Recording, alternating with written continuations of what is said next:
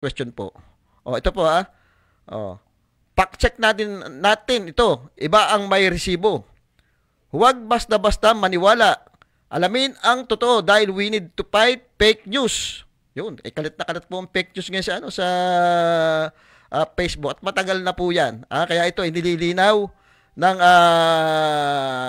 grupo po ni Vice Mayor Bim Ignacio. Ano nga ba ang totoo tungkol dito sa City Ordinance number 133, series of 2024 na nagbababa ng transfer fee para sa prangkisa ng mga tricycle mula 15,000 hanggang 5,000. Hindi totoo na ito ay dahil sa hiling ng ehekutibo. Yan, hindi daw po ito totoo. Dahil sa hiling ng ehekutibo. Ito yung napakinggan ko nung isang araw lang yata doon sa mga tagapagsalita At mukhang maging mapagsuri po tayo doon sa mga mga sinasabi nila at binabanggit kung may katotohanan ba yung sinasabi nila. May mga dokumento ba sila na pwedeng ilabas doon sa mga sinasabi nila, ito po, tuloy po natin, ang kanilang hiling ay noong February 2023. Ito ay natugunan na ng SP sa pamamagitan ng City Ordinance number 118 series of 2023 noong March 28, 2023 pa. Ang hiling ng ehekutibo ay ibaba ang transfer fee hanggang September 30, 2023 lamang. Ang pagpapasa ng City Ordinance number 133 series of 2024 para ibaba ang transfer fee hanggang December 31, 2025 mula 15,000 hanggang 5,000 ay dahil lamang sa inisyatibo ng inyong sangguniang panglungsod dahil sa patuloy na pakipag-ugnayan nito sa mga barangay TODA. Hindi po ito hiniling. Hindi daw po ito hiniling ni Mayor Murillo. Huwag naman po mag-credit grabbing. Bad yan. Yun. Mukhang hindi na ito bago mga ganitong bagay. Tandaan, fact check muna para malaman kung anong tunay na tama. Nagawa na namin sa SP ang aming trabaho para bumaba ang transfer fee para sa paglipat ng prangkisa para sa mga tricycle hanggang December 31, 2025. Ang pagpapatupad dito ay nasa kamay na ng ehekutibo sa pangunguna ni Mayor Malu Murillo. Yun.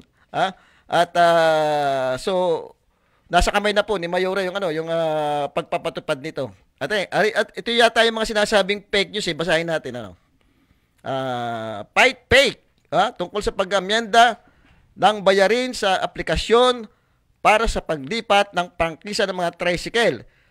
Hindi totoo na ang City Ordinance number 133 series of 2024 na nagbababa ng transfer fee mula 15,000 hanggang 5,000 ay dahil sa hiling ng ehekutibo.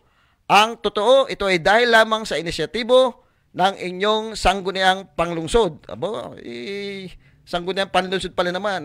Kataliwas ito do sa sinasabi ng mga tagapagsalita nila dyan sa radyo. Mukhang nililigaw nila sa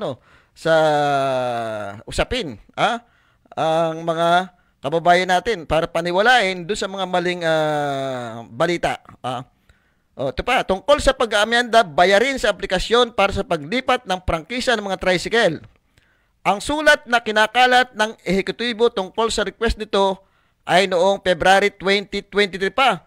At ayon sa proposed ordinance nila hanggang September 2023 lamang ang hiling ng nilang effectivity ng pagbaba ng transfer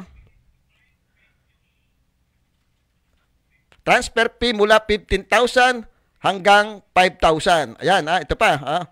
Tungkol sa pag-amyenda ng bayarin sa aplikasyon para sa paglipat ng prangkisa ng mga tricycle, ang sinasabing February 2023 request ng ehekutibo ay natugunan na ng sangguniang panglungsod noong pang March 28, 2023 sa pamamagitan ng City Ordinance number 118 series of 2023 na nagbababa ng transfer fee mula 15,000 hanggang 5,000. Hinabaan pa ng sangguniang panglungsod ang effectivity nito mula sa hiling ng ehekutibo na hanggang September 30, 2023 lamang. Ginawa ito hanggang December 31, 2023 ng SP. Ito yung totoo kasi may check Ito pa.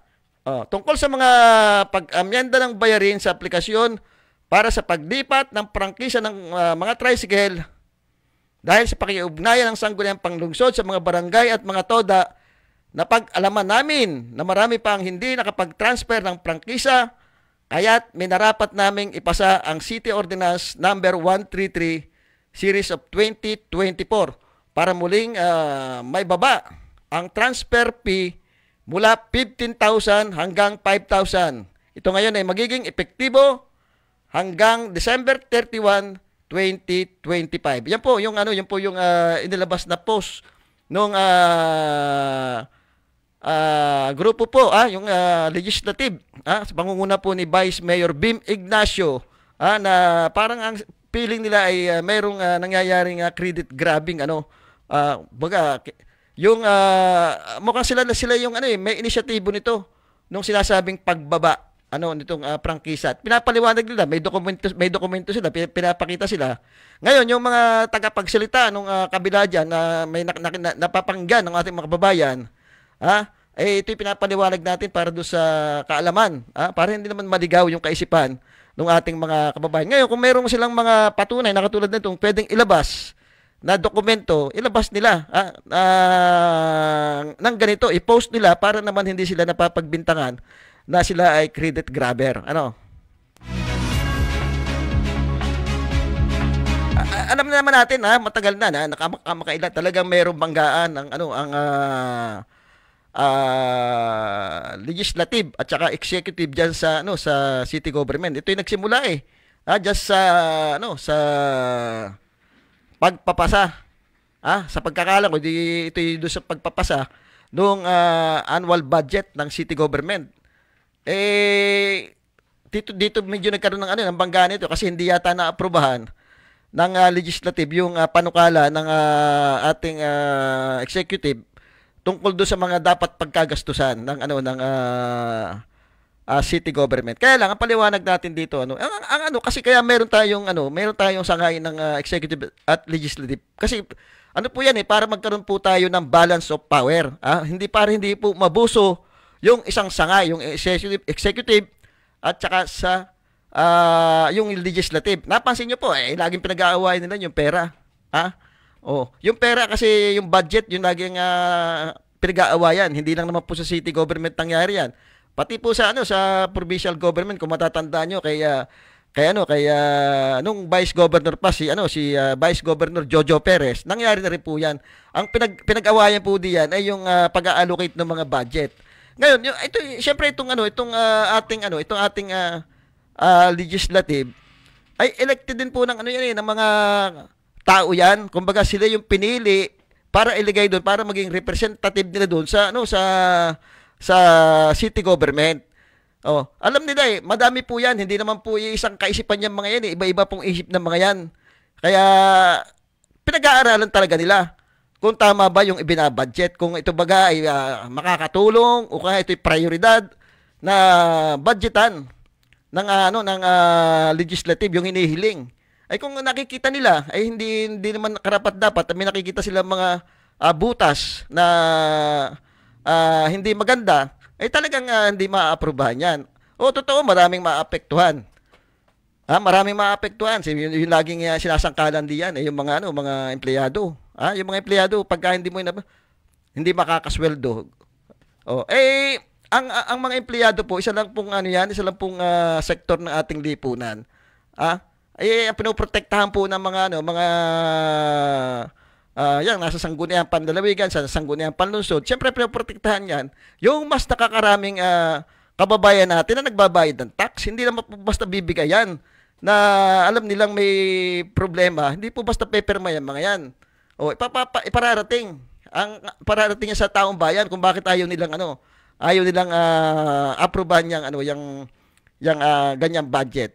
Ganyan ang nangyari sa panahon po ni Vice Governor Jojo Perez. Ang nangyari po diyan, kaya hindi rin po naaprubahan yan, ay gawa po nung sabagay naaprubahan yata ito, kaya lang hindi natin alam kung paano nangyari. Ang sinasabi nila Vice Governor Jojo Perez panahon na yon, dahil kasi pandemic noon mas kailangan natin ng pera doon sa health. Yun ang kailangan mas budget natin. Nasa pandemic tayo, ang daming namamatay nung panahon na yun eh. Pero ang kagustuhan naman ng executive noon ay yung infrastruktura doon ilagay yung malaking budget. Ano ba sa tingin niyo ang tama doon? Alin ang prioridad dapat doon? 'Di ba nakita natin sa provincial hospital noon, daming pagkukulang, pandemic. Kasi nga kulang sa budget, napunta sa budget yung malalaking doon sa malalaking proyekto eh. Ganyan po yan eh. Ganyan din po sa city. Pinapag-aralan po yan ng mga sanggunian doon. Na kung ito ba ay prioridad, ito ba ay napapanahon, ito ba ay makakatulong sa ating mga kababayan. Yung mga ganyang pagbabudget po. So, talagang pag hindi po talaga nagkasundo yan, hindi po nagbigayan yan, ay matitingga po talaga yung yung ibang mga proyektong dapat gawin. Pero diyan lalabas ang galing ng ng isang namumuno kung sasabihin niya pinipersonal na siya. Diyan dapat niya ilabas yung galing niya. Kung paano siya magkakaroon ng mga proyekto, kung hindi man maapektuhan yung mga budget na yan, kaya ko pa rin patakbuhin ang isang lipunan. Diyan dapat lumabas yung galing eh. At pag napatunayan yan, ibig sabihin, doon maniniwala yung mga kababayan natin. Kaya pala, magaling pala ito. Kita mo, ang dami ng hindi na-aprobahan. Hindi na-aprobahan yung budget, naka-reenactment budget tayo. Pero nagawa yung mga proyektong dapat gawin para sa mga kababayan niya.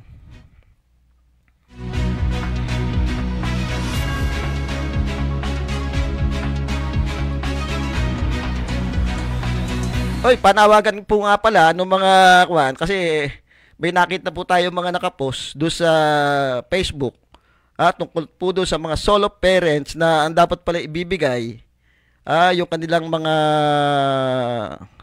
yung tulong yata sa mga solo parents, pero mukhang hindi natuloy ang pagbibigay dito dahil may mga ipapaliwanag pa daw, pero naka-schedule na po yun. Naka-schedule na po yung bigayan na yun ng tulong para doon sa mga solo parent. Nagre-reklamo po kasi sila palang gumagastos sa mga ID, malalaki pa po lang binabayad yan. Mukhang hindi lang naman daw ngayon nangyari yan para doon sa mga solo parent. Nakakawa din po yung mga solo parents natin na talagang iniwan ng kanilang mga asawa, napunta sa kanila yung anak, sila lang yung bumubuhay. Doon sa kanilang nagpapaaral. Siyempre, kailangan din ng tulong. Nag-o-offer man ang ating gobyerno. Kaya lang, wag naman sanang gano'n na parang nangyayari, namamalimos yung ating mga kababayan doon sa tulong na ibinibigay ng ating gobyerno. Sana ibigay, at sa lalong madaling panahon, ay maibigay yung mga para naman yata sa kanila talaga yun. Sa mga solo parents, yung ganung tulong, wag na po nating patagalin. Kailangan po natin sa hirap ng buhay po ngayon kailangan po nila yan. Isa pa po sa naririnig natin yung mga scholar. Itong City College ang nagpasimula po niyan si dating congressman at dating Mayor Doy Leachon. Siya po ang nakaisip ng konsepto nung City College. Napakadami pong scholar na yan. Balita natin, yung mga scholar natin, binawasan daw yung tulong sa kanila from 25,000, kung di ako nagkakamali, to 18,000, ginawang 18,000 yung ayudang binibigay. Alam nyo, yung ganyang budget, pinag-aralan na yan ng mga dating nakaupo. Kumbaga, yun dapat na magagastos doon sa pag-aaral nila. Kaya lang ang sinasabi ng kasalukuyang administrasyon, ang sinasabi kaya binawasan ay pinadami yung mga scholar para daw maka-avail lahat. Sana kung ganun sana yung plano, dinagdagan mo na lang yung mga scholar mo, hindi mo na pinakilaman yung budget nung dati pa, at yun ang binadgetan mo yung mga bagong scholar, mas dadami yun, mas kumbaga may bago kang proyektong maibibigay do sa mga bagong scholar. Hindi yung pinadami, pero inatado mo yung nakasanayan na nilang ayudang ibinibigay, at yun na yung binabudget talaga sa pag-aaral. Hindi rin maganda. Dapat kung nagdagdag ng scholar, dinagdagan na lang yung budget para sa mga scholar para masaya sila lahat, ano. Hindi yung karamihan ngayon, karamihan yung mga dati nabawasan, nagrereklamo kasi hindi kasya yung binibigay na pondo para do sa pagpag-aaral sa anak. Maganda ka sana at maraming makikinabang, pero ang mas maganda doon, dinagdagan yung budget ng ating mga scholar.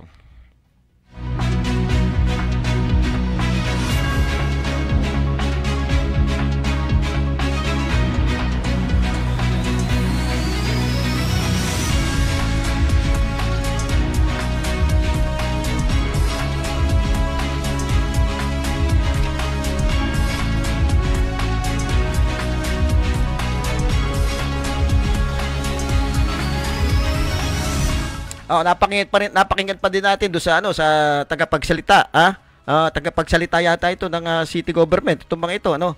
At napakinggan natin yung sinasabi na yung pagiging second class ng Alapan City. Ay, maganda po 'yan. Kaya lang yung credit po wag nating suluhin. Ano, ipaliwanag po natin na 'yan ay credit po para doon sa lahat ng naging mayor kasi 2012 po ay natigil po yung classification ng pagiging syudad ng city. Isipin niyo 2012. Oh, ibig sabihin, hindi po nag-upgrade talaga ang ating gobyerno. Natigil yan noong 2012. Pero hindi ibig sabihin, hindi umunlad yung ating syudad. Nakita niyo naman sa panahon ni Congressman Doy, ni Mayor Doy. Nagsulputan diyan yung mga malalaking negosyo sa panahon ni Congressman Arnan Panaligan. Nakita natin yung magagandang proyekto diyan. Oh, hindi po ibig sabihin dahil sa ngayon second class na tayo, nandun po lahat ng credit. Dahil ngayon lang po uli nag-classified yung ating gobyerno pagdating sa mga ganyang bagay. At ang author pa nga po niyan ay si Congressman Arnan Panaligan, isa siya sa author, na mag-classified uli i-classified uli yung mga city. Kaya nga siguro ito yung bunga, na na-classified na tayo, nagkaroon tayo ng second class, maganda sana Kaya lang ibigay din naman natin yung credit do sa mga dating mga naging mayor. Hindi lang dito sa kasalukuyang mayor, nakakatuwa na sa panahon ni Mayor Malu ngayon nagkaroon tayo ng second class, pero hindi ibig sabihin noong mga panahon na yon, bagsak yung ekonomiya ng Calapan City. Tigil po ang classification ng panahon na yon at kaya nga gumawa ng nag-propose po yung Republic Act RA 11964 na kung saan nga po dito ang author is Congressman Arnan Panaligan para mag-classified po ulit. At dito nga, naging second class city na po tayo. Nakakatuwa, Yun nga lang, lagi nga papag-usapan dito yung pagkuha ng kredito Sana may paliwanag ng ayos, yung mga ganyang bagay. Madami po sa panahon po ni Congressman Doy Lesion, di ba, na itayo yung bagong palengke. Isa pong world class na palengke yan na talagang nakita natin yung pagkakagawa niyan. At maganda po yung palengke na yan nung natapos. Malinis, talagang kumagana mga escalator, yung mga taga-palengke masasaya dahil nagkaroon ulit sila ng bagong tahanan kumbaga yung kaya kasi gumawa tayo ng bagong palengke, nasunog yan nung nakabalik sila doon, masasaya sila at wala silang problema. Hindi nagkakaroon ng pag-aaway po diyan sa palengke. Na nangyayari ngayon. Yung mga nangyayari ngayon, at isipin natin yung escalator, 'di ba? Matagal ng problema 'yan. Ginawa. Nagpasalamat tayo, nagawa 'yan. Pero ilang araw tumigil hanggang ngayon hindi na naman napansin. Mukhang mga taga-palengke hindi na lang umiimik doon sa problema, parang nananawa na rin sila magreklamo. At iniintay na lang siguro yung kung anong mangyayari ngayong halalan. Madami proyekto sa panahon ni Mayor Arnan Panaligan. Ang daming proyekto ng pinatupad diyan, nakikita. Nakikita natin mga proyekto niyan na naandyan yung sa City Hall, 'di ba? Nakita niyo yung mga building na mga opisina ngayon doon. Hindi ito katulad nung ginawa ngayon na binago yung structural engineer nung ating City Hall. Inilagay yung mga building do sa pwedeng paglagyan pa, malaki pa naman po ang lupa ng ng ating City Hall. Sa pagkakaalam ko, 6 na hektarya yan na i-donate ng Luna, pamilya Luna, pero hindi po taga rito, taga Batangas po yata yan. Idinonate yan, na-issue pa nga, doon din sa mga tagapagsalita nila na sinasabi squatter daw yung yung ating City Hall. Paliwanag naman dito ni Congressman Arnan Panaligan, hindi squatter yan dahil yan na-donate na. Kumbaga, yung kabuuan ng lupa bago pa manabili yan, nung isang negosyante na i-donate na yung lupa at merong annotation na doon sa titulo nito. So hindi po yan squatter, kaya lang hindi agad natituluhan yan. Ay gawa po merong kasong pinaglalabanan yung dating mga tenants, yung agrarian at saka yung nakabili po niyan nung lupa na yan. Natapos na sa panahon ngayon, magpapasalamat tayo kung sakasakaling matitituluhan yan. Sa panahon ngayon, pasalamat tayo sa panahon ngayon kung sakaling matitituluhan yan. Pero hindi ibig sabihin, squatter tayo diyan. May mga kaya nagtagal po yan para hindi matituluhan. Ay gawa po nung mayroong kaso pang dinidinig yung agrarian at saka yung nakabili pong may-ari niyan.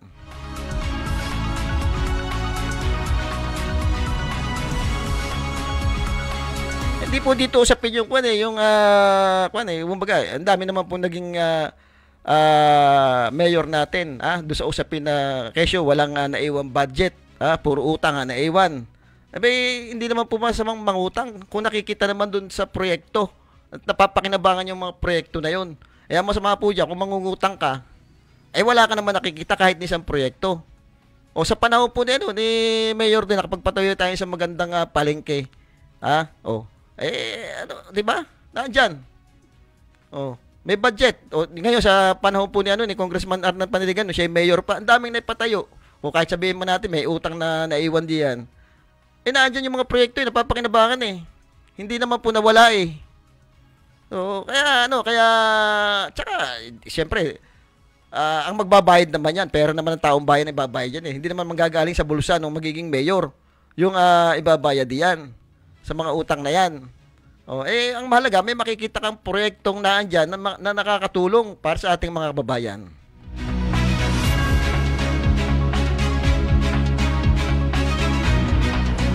Okay, patay ko lang si Congressman Arnan Panaligan. Alam ko busy ito doon sa kanyang diyan sa Kongreso ngayon, At meron tayong mga paparinig na ilang video tungkol doon sa usapin ng kuryente pa rin at ang Maharlika Funds na maaari yatang mag-invest dito sa atin sa Ormeco at syempre yung mga batas na naipasa niya na talagang napapakinabangan doon sa lahat hindi lang dito sa unang distrito ng Mindoro kundi sa kabuuan po ng ating bansa ay mahalaga po yung kanyang mga naging naipasang batas. Papakinggan po natin para malaman nyo po na talagang ito may ginagawa. At talagang deserve niya lang talaga na hindi siya labanan kasi masipag po at saka talagang yung mga project nakikita nyo ay unang-una yung mga project niya talagang ito yung ramdam ng ating mga kababayan. Hindi yung proyektuhan lamang para magkapera. Yung magpapagawa ka mga infrastruktura, malalaki, mga building, pero hindi naman ito yung talagang nakakatulong ng direkta sa ating mga babayan. Okay. Habang may nagaganap ngayon na competitive selection process dito sa Ormeco, parang pa-Fort Bay na yata ngayon.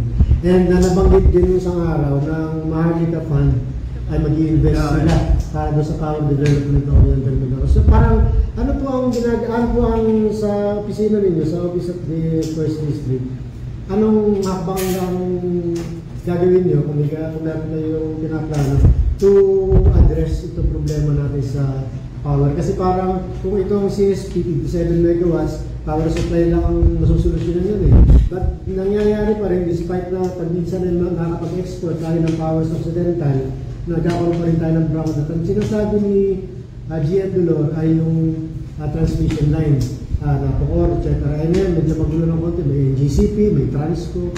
So sa part po ng Congress, ano po? Yes. Talagang kasi report ako sa Pinang Power sa Pilipinas. Yan ay isa sa mga bunga ng EPIRA, yung Electric Power Industry Reform Act. It was passed 2001. Ang layunin yan, murang kuryente, sufficient na kuryente, affordable na kuryente. After more than 20 years, hindi na nangyari. Maraming lugar, hindi na kuryente ng Mindoro, mas malalaman ang problema ng ibang probinsya.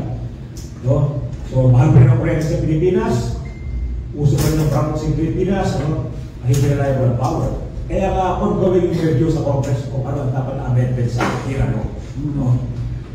Medyo very technical yung bagay na yan. Kaya siguro ito kabilis na ma-amend natin yung batas na yan. No? Pero sa akin naman, sasabi ko kanina na nagkakaroon ng selection process sa Ormeco, pagkuha o pag-enter into a contract with a new power provider of 57 megawatts. Ako naman ay nakakatanggap ng mga update mula sa Ormeco, may letter, mula sa FB niyan, live. Ang ating lamang na panawagan ay maging transparent ang bidding process na ito at sundin with the book ang procedure para hindi na magkaroon ng problema yung masigurang bidding ng 2023. May mga sumablay, kaya nasilip ng NEA, pinaka-cancel yung award. Kung hindi lang cancel yan, siguro after more than 1 year, tumataba yung planta. Diba? So, naanal. So, 2 taon na halos ang bilang para maulit naman ang bidding. Ganoon kasi katagal ang bidding process sa energy. Hindi ganoon ang bidding ng kalsada na mabilis bidding ng isang barangay or covered court. Ang bilis. Ito matagal. No? Pagkawalan ng terms of reference at pag-approve ng terms of reference sa Energy Regulatory Commission, taon ng Pilipinas. Kaya sana naman ay maging maayos, by the book, sa ayos sa proseso, transparent yung bidding process para walang supply na. At sana manalo, ay talagang merong reputasyon na sa power industry. No? Hindi yung mga walang track record na mga kumpanya, hindi talagang puro track record na ano ang epekto or benefit pag na-award yan, hindi na magiging mataas ang maxi. Mababawasan. Hindi ko lang masabi kung magkang mababawas, pero mabawasan hindi sa kuryente. Kasi, may babalik yung subsidy ng NACOCOR. Ngayon kasi, walang subsidy ng NACOCOR sa ating bayad sa kuryente ng emergency power procurement. Hindi na bibigay ang NACOCOR subsidy pag pinagkukunan ng kuryente ay emergency power procurement. Pero pag na-award sa CSP, competitive selection process, ibig sabihin, pasado yan sa standard kamatayan ng ERC, NACOCOR. May subsidy tayo. Kaya magkakaroon ng pagbawas ng ating sinigis. Kahit pa paano, kahit pagbawas siya. Kaya, yung napagit naman po ay dito na Maharlika Fund. Sa pagkakaroon po ay interesado, pinagkaroon ng Maharlika Investment Corporation ang pagpasok sa power transmission, hindi naman nakamali. Kasi nga, marami kasi in charge yan ang Ormeco distribution. Pero wala power generation. Planta. Ganyan ng kuryente. Dadaan yan sa mga transmission line. At ganyan ng NGCP. Dadaan ng NGCP sa Ormeco. Kaya din ang Ormeco sa mga bahay ang tanggapan natin ang kuryente. So marami So, kahit na magkaroon tayo ng bagong power provider, pero kung yung transmission, yung problema, diba? Pagkakaprobaw ko na sa Ormeco, hindi ano yan. Nakakasama po sa non-Ormeco event. Nag-trip daw yung 69 TV, NACOCOR, transmission, diba? So, pero may problema na sa transmission, dapat may improve yan. So, kung mapasok ang MIC, so, kung transmission, that can be a good development, Pero beyond that, wala akong detalye, tatanungin natin. Pero yung Maharlika Fund, kami ang isa sa principal sponsor niyan. May naman may pondo po talaga. Yung Maharlika Fund, meron siya po pondo talaga. Kasi parang sinasabi. May pondo ang Maharlika Fund, Remember, isa sa mga unang batas na ipasa ng Kongreso ng 2022. Of which I am one of the principal sponsors, Kung may yung Maharlika Fund, administrasyon, may mga kulang. Pero may pondo yan. So, tingnan natin na yun. This can be the first significant project of Maharlika Investment Corporation to benefit ang ating lalawigan, Kasi mag-improve yung transmission, mabibili ng Maharlika Fund, hindi mabuti. Pero ngayon, antay natin ha, kasi everything is running mistake. Kung Seniority mo na, seniority ha. Sige. Kasi ang pagkakaintindi ko, parang deadline na yung Maharlika Investment Corporation na. No, hindi. Isa dead low. Pero sir, walang pera yan, di ba? May pera yan. Remember, naglagay dyan ng pondo ng Kongreso, initial funding. Meron yan, no? Meron initial capitalization yan. Na nanggaling sa Land Bank, nanggaling sa DBP. No, parang mag-pull out ang Land Bank, SSS, JSIS. No, hindi ka pull out dahil nasa batas yan. That they have to contribute. At ang malaki ang yung pondo ng Land Bank at saka DBP na pwedeng i-invest yung investable fund. Yung kung inilagay namin pondo from Land Bank DBP ay lumalabas lang na less than 5% pa nga yung kanilang available investable fund. Eh pondo yan, no? Kasi nasa batas talaga yan na kukunin sa Land Bank sa DBP. Ang hindi lang isinama, yung magagaling sa ibang government institutions like SSS. Kasi nga siyempre, medyo maraming alma. So, hindi namin, walang bibigyan din SSS, walang bibigyan din SIS. Land Bank, Bangko Sentral, SSS. DBP. Walang SSS. Walang GSIS. Kasi remember, nagpero-pero hindi pa pinapatid-pin. Isa sa mga pinupuna eh. Kasi mga tumutuloy pa bakit daw kukunin yung SSS, GSIS. Hindi sinama. So, yung Bangko Sentral, Land Bank, DBP. Yung sa PhilHealth po, din Wala, hindi kasama siya. Ayun yun po yung isang naganap na panayam po kay Congressman Arnold Panaligan sa isang press con. Naku, siya pinapaliwanag niya na yung sa Maharlika Fund po, dito sa issue ng kuryente sa atin, may posibilidad na mag-invest. So tinatanong kung may pera ba. Ano isang kasama natin, ang pera daw po ay manggagaling sa Land Bank o DBP, yung pwedeng ipondo diyan. Pero sa ngayon wala pa po yan yung ganyang proseso. Ang nangyayari pong proseso ngayon ay yung bidding, yung bidding na ginaganap dyan sa Ormeco, na pinaliwanag din niya nung last 2 years ba na nangyari yung bidding noon ay mukhang na-invalid dahil doon sa pagtatalo po nung dalawang grupo, kasi may nauna na pong nanalo nung panahon na yun eh. At ang nakakapagtaka, yung binago po yung bidding ulit. Kumbaga parang nagsimula uli, binaliwala yung nanalo. At dito yata nag-decide lang niya na wala muna. Kaya anong nangyari sa atin yun, kuryente natin paloko-loko. Nagkisisihan ngayon. Eh sana naman ngayon sa panahon na ito ay makakita tayo talaga nung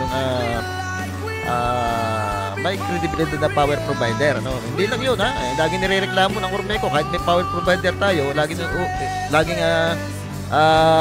nirereklamo pag nagkakaroon ng brownout yung transmission, yung mga linya ng kuryente. So yun kasi pantanong dito, tayo ngayon ay nasa non-dividend profit cooperative, di ba? So walang dividendo pong nakukuha yung ating mga kababayan. Sa halip yung dividendo sanang makukuha ng ating mga kababayan ay napupunta dapat doon sa maintenance, sa pagpapaganda ng serbisyo ng kuryente dito sa ating lalawigan. Pero bakit sa tagal na po ng panahon na wala naman nakukuha ang dividendo, at yung dividendo dapat makukuha ay mapupunta sa pagpapaganda ng serbisyo, ay bakit sa simula pa hindi na yata gumanda ang serbisyo ng Ormeco? Ay saan napupunta yung dividendo na para dapat sa ating mga kababayan? Yun din isang tanong para din, di ba, may issue ngayon na yung madaming nagnanakaw ng kuryente at mga ma-impluwensya pa, may mga politiko, mayayaman, kung sino pa yung mga negosyanteng mayayaman, sila pa yung nagnanakaw ng kuryente, at yung mga maliliit na walang kakayanang magnakaw dahil wala namang silang pera pambayad para i-install yung mga yung mga gadget para sa jumper. Mayayaman din lang ang nakaka-avail niya, mga ganyan. Ay sila pa yung nagbabayad nung system loss. Isipin nyo, ilang taon na yan na binabayaran ng ating mga kababayan yung system loss na yan. na yung iba nga dyan halos walang pagbayad, ikot yan pagdating nung putulan ng kuryente. Madelay lang, talagang puputulan ka. Nasan napupunta ngayon yung saan mapupunta daw yung system loss na yan? Syempre mapupunta na naman yan doon sa Ormeco, hindi naman po mapupunta yan doon sa kamay ng ating mga kababayan. Yun ang mahirap Hindi mapupunta doon sa kamay ng ating mga kababayan dahil mapupunta na naman po sa Ormeco yan. Doon din po sa usapin na pagpapaganda ng serbisyo, maintenance, wala naman po nangyayari, wala naman po nakikita ng pagganda ng serbisyo. So hindi rin po malinaw kung paano usapin diyan sa pagbabayad nung mga nagdanakaw ng kuryente.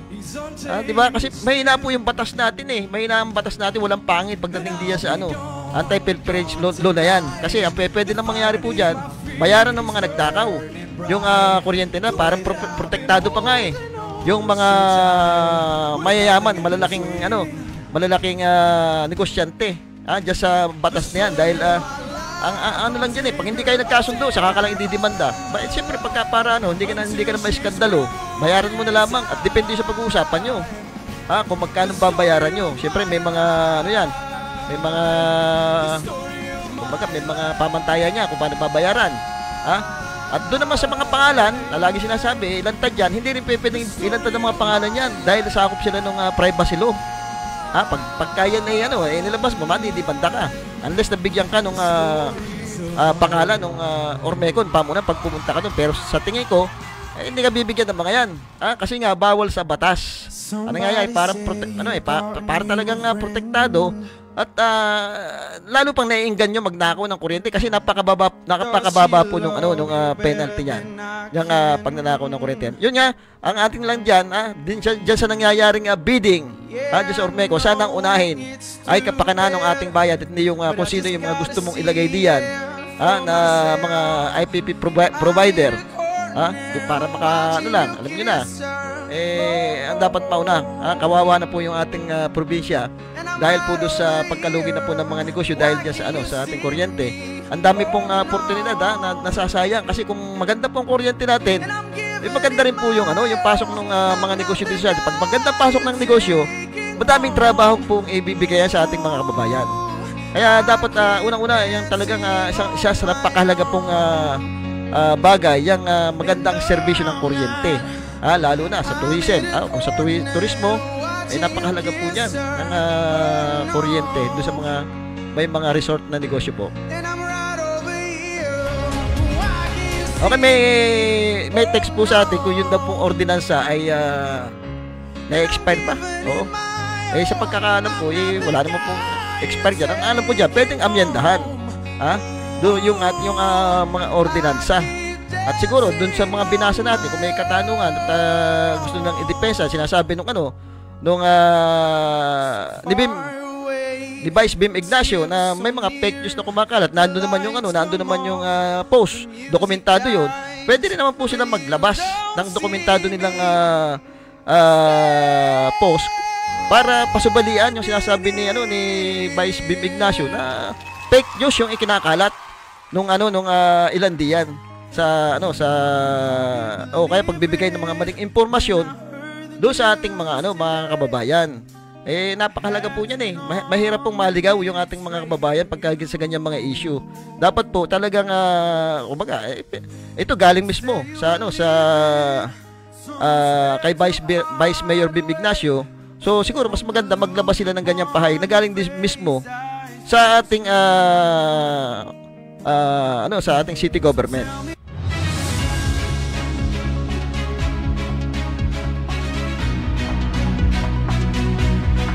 Sinasabi po dito yung wag daw credit grabbing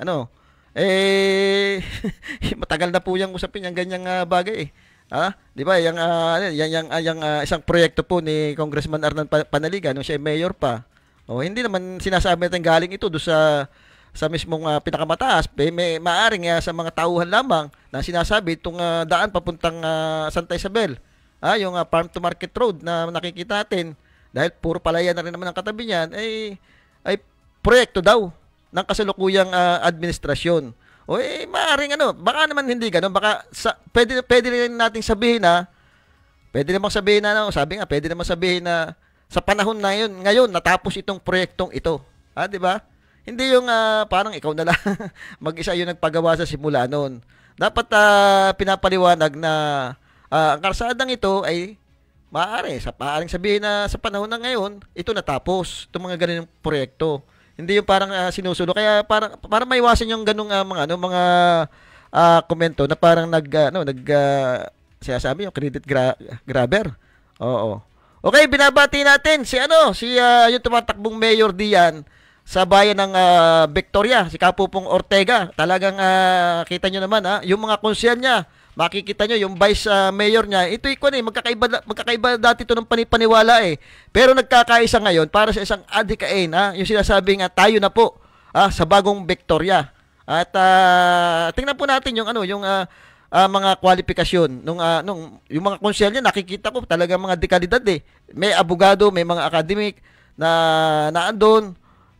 Magagaling po ito mo, may mga incumbent. Isipin nyo, yung vice mayor niya ngayon, dati niya hindi niya kasundo niya, pero magkakasundo sila ngayon. Siguro nakikita nila may mga gusto silang baguhin diyan sa bayan ng Victoria. At makakasa kayo na maglilingkod sa inyo ng tapat yan si Kapupong Ortega. At doon sa mga konsel yan, hindi natin mabanggit kasi wala tayong listahan Babanggitin natin sa isang araw yan. Kay Congressman Doyle Liachon, na talagang napakasipag at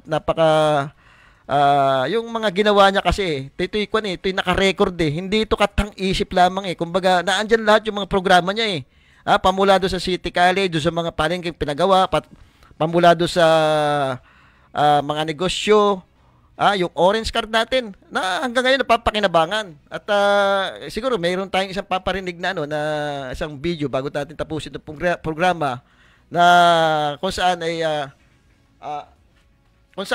ay mayroong sinasabi dito si Mayor Doyle Lechon. Ito yung sinasabi nating action agad pag may problema, talagang naandyan, hindi pinapatagal. At ito yung leader na hindi pwedeng kumbaga may kakayanang pag-isahin yung mga sektor ng ating lipunan hindi yung nagiging dahilan para magkaroon ng division. Ito yung ang ginagawa niya, talagang pinagkakaisa po niya. Pamula doon sa mga iba't ibang sektor ng ating syudad. Pakinggan po natin. Na proyekto ni Mayor Doyle Liachon sa lungsod ng Calapan ay ang Calapan City Public Market na sinimulang itayo noong July 2009 at pinasinayaan ni dating Pangulong Noynoy Aquino noong December 15, 2010. Ang state-of-the-art na palengkeng ito ay nagbukas ng maraming oportunidad sa mga Calapeño na nawalan ng hanap buhay mula nang masunog ang lumang palengke noong 2008 at kinalala rin ito sa lokal at pandaigdigang eksena. Pinarangalan ng ating public market ng Land Bank of the Philippines at Association of Development Financing Institutions in the Asia and the Pacific bilang isa sa pinakamatagumpay na proyektong pang-infrastruktura sa buong rehiyon ng Asia at Pasipiko noong April 2011, na patunay ng dekalidad na serbisyo at pag-unawa ni Mayor Doyle sa pangangailangan ng mga Calapeño. At hanggang ngayon, patuloy nitong pinagsisilbihan ang mga Calapeño sa kanilang pang-araw-araw na pangangailangan. Ayun, nakita nyo naman, yung palengke, ayan po isa pong patunay na talagang napapakinabangan hanggang ngayon. Kaya lang, nakita natin, medyo nagka-problema. Sana maging maayos yung problema diyan. Yung mukhang yung escalator, hindi na uli nabigyan ng pansin. Medyo gumastos yata tayo ng malaki-laki diyan nung nirepair natin yan. Kamakailan lamang, pero tumakbo lang yan. Ng ilang araw ay tumigil uli. Nasan kaya? May warranty ba yan? Dapat siguro may warranty yan pagka ginagawa para lugi gagawin mo, gagastusan mo na napakalaki tapos titigil lang. Anong ilang araw lang titigil na. Kung yung electric pan nga pag pinagagawa mo, kaya washing machine pag ginawa yan may warranty yan di ba? Dapat may warranty yan, hindi dapat nakatenga yan kasi nahihirapan yung ating mga mamimili diyan sa Calapan Public Market. Hindi na tumakbo hanggang ngayon. Oy, babati ko nga pala nakatutok sa programa natin si Madam Yam Ortega Sigala, si Konsehal, Christopher Abbas. Oy, kumusta ka, O si kasamang Mar Bautista. Ay ito isang agriculturist yata eh. Magaling ito pagdating sa agrikultura. Minsan imbitahin natin ito para maging resource person natin pagdating sa agrikultura. Kasi yan din ang isang dapat talagang pinupunduhan ng ating gobyerno, particular itong provincial government natin, yung agrikultura. Kasi yan po yung napakahalagang makakatulong sa ating mga kababayan. Lalo na ngayon, nakikita natin napakamamahalong bilihin na gulay ultimo kamatis, ang mamahal po. Tayo naturingang kumbaga yung lupain natin napakagaganda, meron tayong magagandang patubig, maayos yung mga lupain natin. Dapat ito yung sinusuportahan. Siguro yung mga LGU ng bawat bayan dapat magkaroon talaga ng magandang proyekto para sa agrikultura. Isipin nyo, kamatis, magkano kamatis yun? Maabot ng mahigit na 100. Kung dito pa lamang tumutubo lamang sa mga kung itatanim mo kahit sa mga tabi ng bahay natubo yan eh. Bakit wala? Kaysa ang atupagin nyo diyan yung mga pagpapagawa ng mga building, mga building na nakatiwangwang. Hindi natin alam kung bakit yan yung mga proyektong inuuna samantalang ang agrikultura ang pinakamagandang bigyan ng prioridad na programa. Hindi yung mga building nakikita natin hindi naman yan yung direktang makakatulong. Ang daming ginagawa. Nakakapagtaka. Bakit para saan ba yung mga building na yan?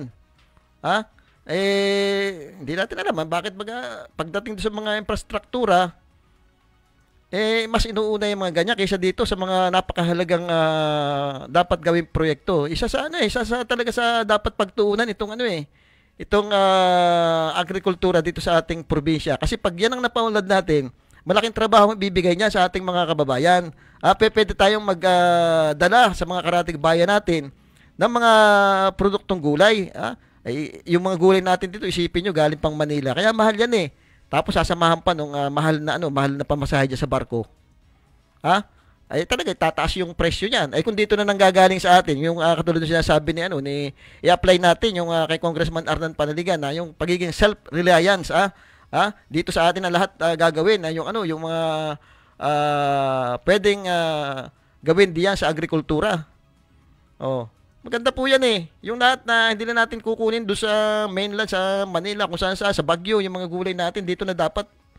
At tayo dapat ang nagluluwas niyan sa mga kalapit bayan natin. Kikita po at yung kahirapan, yung kagutuman, yan po ang sagot diyan eh. Yung paunlarin mo yung agrikultura mo. Hindi yung magpapagawa ka ng mga building. Isipin nyo, sabi nga hindi natin sinasabing nangyayari dito ito Pero nung minsan nakapanayam si Mayor Magalong, ang porsentuhan daw diyan ay 40% na sa mga infra. Siguro dapat matingnan din yan. May mga balita pa nga natin, may mga nagkukontraktor-kontrakturan diyan na hindi naman mga engineer. Diyan sa Kapitolyo, dati nawala na yung mga empleyado diyan na nangungontrata. Bumalik na naman yata yung mga nangungontrata diyan sa Kapitolyo. May nababalitaan tayo, may mga kontraktor na nangungontrata na naman diyan. Bawal po yun eh. Pinagbawal na yan eh. Alam ko pinagbawal na yan dati, medyo para ngayon meron na naman po na mga ganyang bagay. Okay, at wala na po tayong oras. Muli po, abangan nyo yung ating programa sa susunod na Friday at marami pa po tayong tatalakayin. At ang paalala po natin dito sa nalalapit na butuhan, piliin po natin yung may magandang track record, yung may nagawa na, hindi yung kung ano-ano pang mga sinasabi, pangako. Wag po tayong manghawak sa mga pangako dahil pwede pong mawala yan. Tingnan po natin, lalong-lalo na yung mga nagbabalik sa politika, yung ano ba ang ginawa nito? May mga iniwan ba itong mga legasiya para sa programa ng ating mga kababayan? Yan po tingnan natin, hindi yung bubulahin tayo, dadaan tayo sa matamis na salita, pagkatapos wala. Matuto po tayo sa karanasan at tingnan po natin. Yung pera pwede nyo naman tanggapin, talagang hindi maiwasan yung pera talagang kumakalat yan Pero pag sulat sa baluta, hindi na makita yan Oh, kumbaga pag binabutang kayo ng pera, isipin niyo na lamang niloloko ako nito, babawian kita sa sa pagsulat sa balita, sa balota. O doon yun naman bawian sa pagsulat sa balota kasi parang ininsulto na kayo eh. Pera lang katapat nyo. Yun dapat ang maramdaman yun eh. Okay, muli po, Sandy Soriano ang inyong nakasama.